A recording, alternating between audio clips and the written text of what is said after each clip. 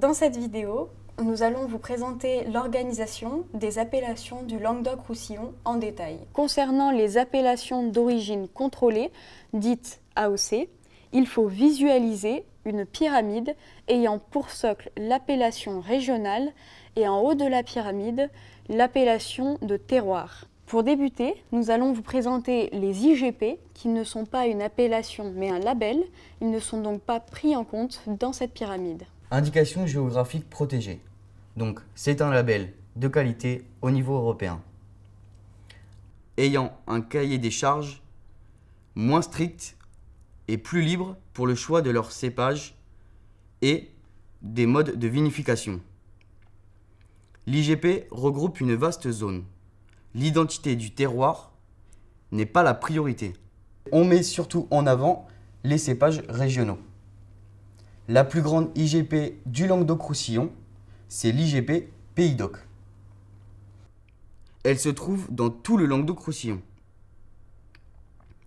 Dans la production des vins du Languedoc-Roussillon, c'est 40% en label IGP.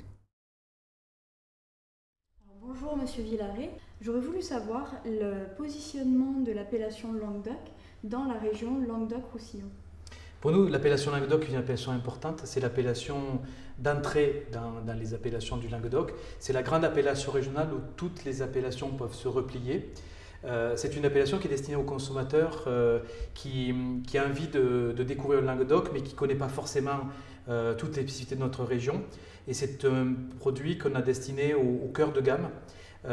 Et c'est un produit dans lequel les embouteilleurs peuvent prendre des vins venant de tous les terroirs du Languedoc, les assembler pour faire un produit qui est régulier et constant dans le temps. Les appellations du Languedoc fonctionnent comme toutes les appellations françaises. Nous sommes soumis à un système de fonctionnement qui dépend de l'Institut national des appellations d'origine contrôlée.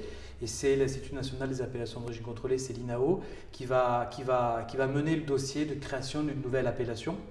Il y a un certain nombre de critères qui sont mis en œuvre pour pouvoir créer une nouvelle appellation. La première chose, c'est qu'il faut une zone délimitée, c'est-à-dire qu'il faut qu'il y ait un travail qui soit fait sur le terrain pour évaluer le terroir, évaluer le climat aussi, et s'assurer que ce soit homogène en fait. Et on va créer une zone géographique homogène avec un terroir homogène et un climat qui est homogène. La deuxième chose, il faut qu'au niveau des pratiques culturales, ce soit aussi homogène. Donc, on va écrire dans le cahier des charges la manière de tailler, le rendement à l'hectare maximal, des éléments de conduite de la vigne quand c'est une pratique spécifique d'un certain secteur. Et puis, il faut aussi les hommes, en fait, il faut qu'il y ait des hommes qui soient porteurs du projet, et ce sont les hommes qui vont construire l'appellation. Et si on résume donc les appellations, c'est trois choses, c'est à la fois c'est un terroir, c'est à la fois c'est des vignes en fait, de matériel végétal avec des cépages adaptés, et c'est les hommes. Au sein de l'appellation Languedoc, il existe plusieurs zones qui mériteraient le statut d'AOC et qui vont le devenir d'ici quelques années, dû à leur grand territoire.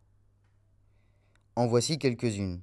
Languedoc-Cabrières, Languedoc-La Clappe, Languedoc-Grès de Montpellier, Languedoc-La Méjanelle, Languedoc-Pézenas, Languedoc-Pic-Saint-Loup, Languedoc-Sommières, ainsi que Languedoc-Terrasse du Larzac. Depuis une dizaine d'années maintenant, la région, en partenariat avec l'Institut national de l'origine et de la qualité, met en œuvre une sélection de terroirs à grand potentiel qualitatif. Les premiers à avoir été sélectionnés sont les communes de l'appellation Saint-Chinian, Berlou et Roquebrun, ou encore en Minervois avec la Livinière. Mais il existe aussi des appellations peu connues et restreintes autour d'un village qui méritent elles aussi de devenir des AOC et qui devraient l'être d'ici quelques années. En voici quelques-unes. Languedoc-Catourze, Languedoc-Montpérou, Languedoc-Saint-Saturnin, Languedoc-Saint-Drézery, Languedoc-Saint-Christol et Languedoc-Saint-Georges d'Orc.